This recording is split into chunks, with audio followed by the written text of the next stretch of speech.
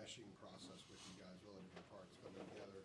And with 3 games in 3 days against 3 different types of teams last week, how much do you think you guys push that forward by building that meshing that you need to become sort of a fully in sync group? I definitely think the Bahamas helped. I mean, not just on the court, but also off the court. We were there 3 days early. We did some stuff with some little kids. We went to the water park. We just hung out as a team and with our coaching staff.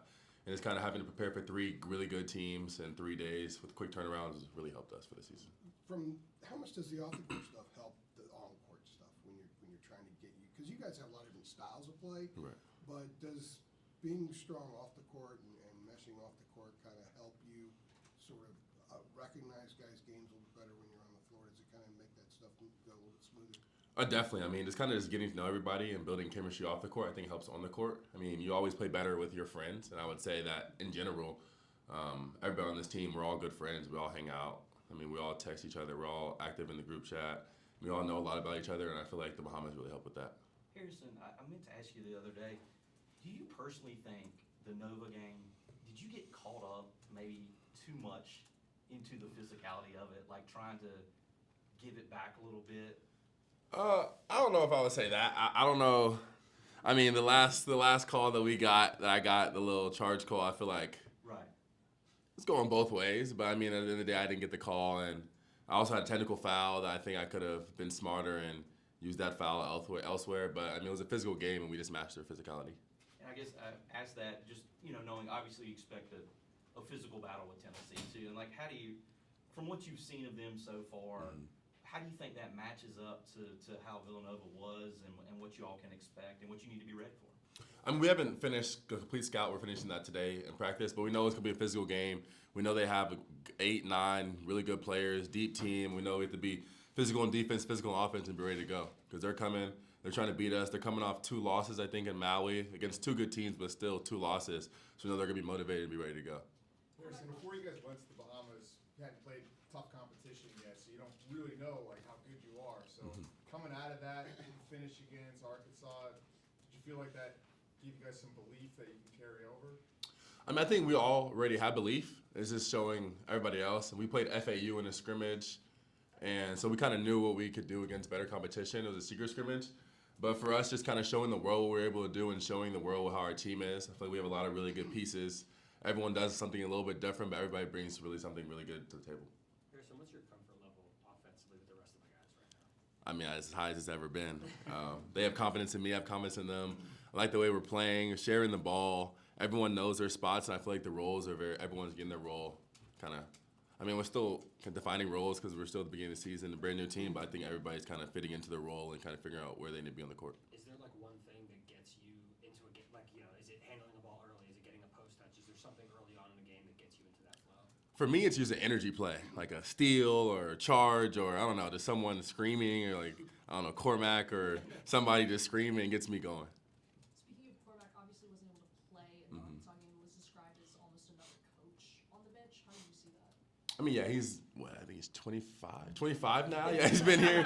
He was playing college basketball when I was like in high school. So, for him, I mean, when he says something, I listen. And, just trying to get knowledge from him. He's been in the ACC for like 3 or 4 years now. He was at Stanford before I was. So I know that he sees stuff that I might not see just because I'm younger.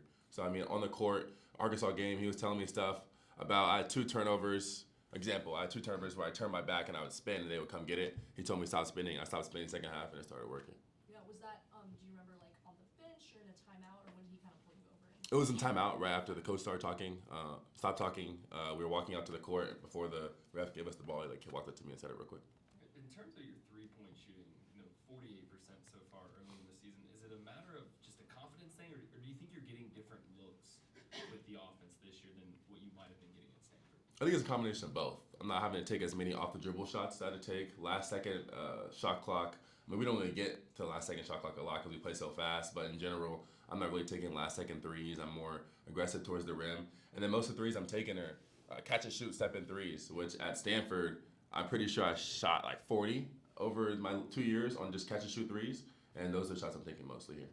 Do you feel like there's been pressure in a way lifted off of you in terms of having to be that playmaker, go-to scorer, knowing the talent that you kind of have around you that you might not have at your best? It's definitely helped a lot. I'm not sure if the word is pressure or more just kind of just having the help, knowing that I have a bunch of other players who are threats on the floor, like RJ, like Armando, like Cormac, like Elliott, Jay Wade, like we would go down the list, and that makes the teams can't double, because if they double, we're gonna make them pay. So everything is one-on-one. Everything is easier basketball. Harrison, what's stuck out to you from RJ these first 6 games? I know you obviously spent time with him in the offseason, kind of see what he can do, but in these in-game situations, what's kind of stuck out about the way he's playing? I mean, he's a bucket. I mean, he gets buckets. I mean, when he shoots the ball, he's one of those guys I assume is going in.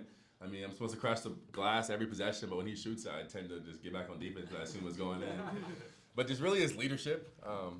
He was here for 4 years. He's been there. He was there 2 years ago when they made the run. He was there last year when they had the bad year. So he knows the ups. He knows the downs. He knows that there's an ebb and flow to every season. And just kind of hearing from him how it is, how if you have a bad game, it doesn't really matter. You just got to be ready for the next game.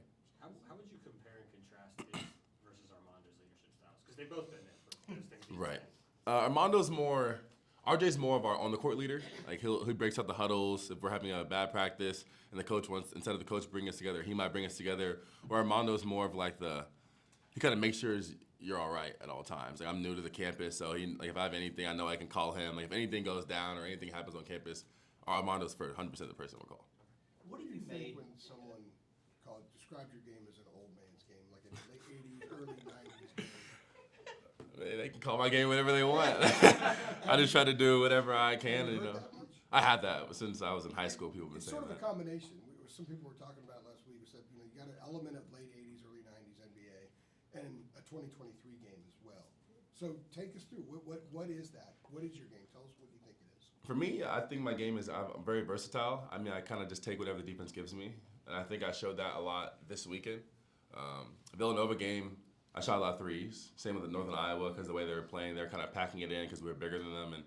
And then against Arkansas, my three wasn't falling, and then they were a little bit smaller on the wing, so we decided to post me up a lot. So I kind of showed that, both aspects and both styles of my game, and showed everybody I can do whatever I need to be done on the court.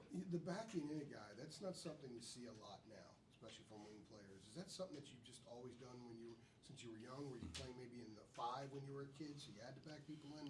It just became part of your game, or how'd that come about? Probably because in high school I went to a private school, so we would play against kind of like small little kids. So like why not just post them up all day, and I just post up for like 4 years straight. So that's just kind of became part of my game. If I could stay on that real quick, I don't want to hog this, but do you get to a point when you're backing a guy and you kind of feel him on your hip where you know, okay, I can make the move now, I've got him, but you still back in a little bit more to maybe get a more advantageous shot? For me, it's more. I'm not sure if it's specifically that. It's more the confidence factor of the hard work I know I put in this summer and this offseason that I feel like if a team doesn't double me, I feel like I can score consistently. And just knowing that if I'm one-on-one the post, easy little hook shots like that or kicking out to the corner like we did against Seth in the Arkansas game, whether it's that or scoring myself, I know that I think I'll make the right play. Harrison, along those lines, I think a lot of people knew you were versatile. A lot of people knew you were a good player, but for some of us, the intensity has been a little bit of a surprise. Like, I mean, you go pretty nuts out there sometimes. The three to the toe. I mean, like, but like, has your intensity caught anyone by surprise here? Like, has anyone said, like, dang, I didn't know you got that fired up? Like. Definitely in practices, at the beginning of the practices, they were a little surprised, but I think that's kind of just become who I am, Okay. And they're kind of used to that. But for me, it's just kind of, I feel like everyone on our team has something to prove, and I feel like I have a chip on my shoulder the whole year. I'm locked in, and I got something to prove the entire year. And that's coming out of you? Yes, sir. I mean, it's just, I don't know how to control myself. I'm playing basketball in North Carolina. I'm just so happy. I'm just in the moment. Just building off of that, who would you say is more intense, you or Cormac? Oh, man. Ooh. And why? As a person, Cormac, 100%. Because off the court, he's just an intense guy. Like, no matter what, you talk to him, you see him at all times. He's just, like, always locked in. Whereas me, I feel like off the court, I'm very different than on the court. Off the court, I'm very, like, kind of goofy and fun-loving. But on the court, like, I don't know. I feel like when the game starts, I don't know. I just lose myself in the game. I don't even know what's going on. I just have to, like, control my emotions sometimes. Who's a better three-point shooter between y'all? Me. Thank y'all. Appreciate it, Harrison. Appreciate it.